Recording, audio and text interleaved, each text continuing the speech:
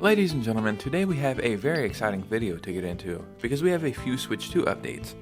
And when you stack these updates on all the other updates and leaks and rumors, I really do think it confirms a Switch 2 reveal will be coming in the next few weeks. So let's go ahead and get right into this video. First, what the hell is going on this planet right now? 2 days ago, the temperature was like 100 degrees. Yesterday, we basically had a full-on hurricane, and today it's like 60 degrees. So every single day when I wake up, I'm like, am I supposed to wear shorts today? Should I be wearing a jacket? Should I wear a raincoat? Okay, now that I've got that ran out, we have a few Switch 2 updates, and they're all very exciting. So before we get started, if you could, hit a like and subscribe. It would truly mean the world to me. And let's just go ahead and get right into the video. So in the past 10 days, we have got arguably some of the biggest Switch 2 leaks of all time. We've even got a real look at this console, at least allegedly what this console is going to look like. And I really thought, once all those leaks came out, that Nintendo would have to come out and say something. Well, would it make sense for them to come out and say something if they're planning on revealing the console in October? At this point, it's probably just better to let the internet do what the internet does and just talk and speculate, especially if you're going to reveal this thing anyway.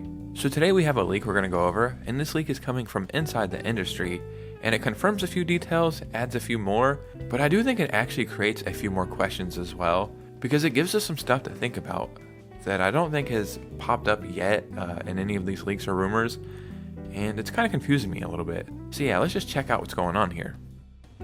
Spanish video game Vandal published this article discussing Switch 2 with CEO of accessory manufacturing company. And that's really where a majority of these big leaks and rumors have been coming from lately, is the actual accessories manufacturers. Here's the bullet points, but we'll go into it a little bit more in depth. Aiming at a worldwide release with enough supply to satisfy demand. And what they mean by a worldwide release is every major continent that gets Nintendo products will all release simultaneously. Don't quote me on it because I couldn't afford a Switch when it first launched, so I wasn't paying that much attention. I think the Switch launched in Japan and North America first. Then maybe a few months later it launched in Europe, and then I'm going to assume Southeast Asia and then a couple other places, maybe like Africa or something. So what this means is all the markets that carry Nintendo Switch consoles currently will all launch simultaneously. This will be a worldwide release. And when you first think of that, you're like, yeah, why would you not always do that? But that's actually quite difficult. First, you have to make sure all these consoles are where they're supposed to be. And that means the supply chain has to run perfectly. Sometimes when those ships arrive at a country, they actually sit at those docks for like a month or two. So I don't know how you work that out logistically, but Nintendo has to make sure all that runs perfectly. The console is now complete, which means manufacturing is done. The leaked model is obsolete, but not dissimilar to the final unit. The analog sticks will be shaped differently. Not compatible with current analog stick covers, nor will it be possible to manufacture new covers, and this is one of the most interesting things in here. Launch date is speculated in the industry to be March-April of 2025. And when you see this is supposed to be the launch date, then that means the reveal date truly has to be in October. So I went and found the actual article from Vandal, which is a Spanish website, and I've translated it. Maybe some things are lost in translation, but I think we can understand enough. So the whole thing that raises the most questions that has me scratching my head is the whole thing about Joy-Cons. We do not have information about the technical specifications, but they can tell us about the Joy-Cons, reaffirming that they are magnetic, and at the same time, they have a locking system, so they are well attached to the consoles. Of course, the design of the Joy-Cons would not be exactly as we are used to, and as they appear in the renders, since they have told them that one of their most requested products, the protectors for analogs, will not be able to be manufactured on this occasion. When you see in the presentation, you will understand. So everything points to the analogs of the new Switch can be very different, and here many possibilities open up, such as opting for flat analogs, more integrated in the remote control to prevent entry of dust, trackpads like a Steam controller, or other surprises that Nintendo could prepare. And then another key thing in the bottom of this article.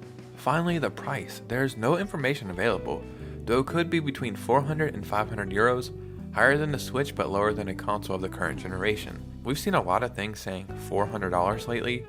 $400, like, that's an amazing price. With how expensive everything currently is, that almost sounds too cheap. Now don't get me wrong, I would love a $400 console. But if the Switch OLED is $350, and this console is supposed to be way better than the Switch OLED, with a lot more stuff going into it, and it's going to be bigger, I just don't see how it could be $400. Maybe Nintendo will take a loss on the consoles and make up for it in game sales, I'm actually curious how much money Nintendo makes on each console they sell. So this popped up from June 20th, 2023. They only make $40 profit from each Switch unit and $30 per major title. Most of their primary profits come from DLC, online services, and digital sales, thousands of indie games. Okay, so $40 profit per Switch. I don't know if that was Switch or Switch OLED. This is 2023, so I'm going to assume the Switch OLED. If they're selling a $400 console, and there's a lot more stuff going into this console, and the yen is like way down, like the value of the yen, and inflation is super expensive everywhere in the world, I just don't see them making any money from a $400 console. So that's either going to be true and they're going to make all their money on games, or this console is probably going to be closer to $450 to maybe even $500. But fingers crossed on a $400 console. Now I have another update that I think could be for the Switch 2, simply because of the timing, and it's this patent right here.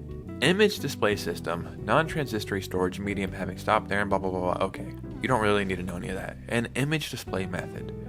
And this was filed June 5th of this year. Yeah, and when you see it, it's easy to see what it is.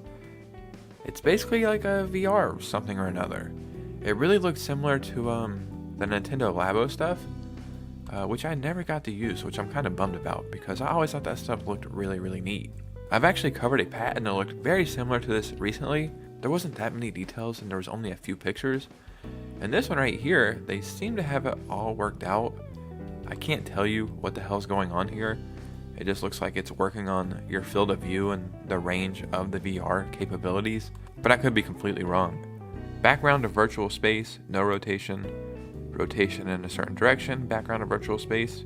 So maybe a screen will be locked right here, and then when you look left or right in the glasses, that screen will stay here instead of moving with your field of vision. Maybe, I don't know. And yeah, it really seems like they have that all figured out finally. Now just because we see a patent doesn't mean anything.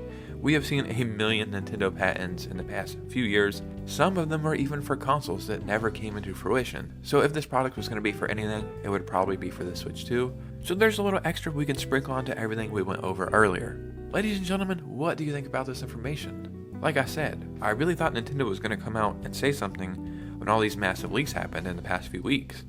But does it make sense for them to say anything if they're planning to reveal the console in the beginning of October anyway? Why not let the internet speculate?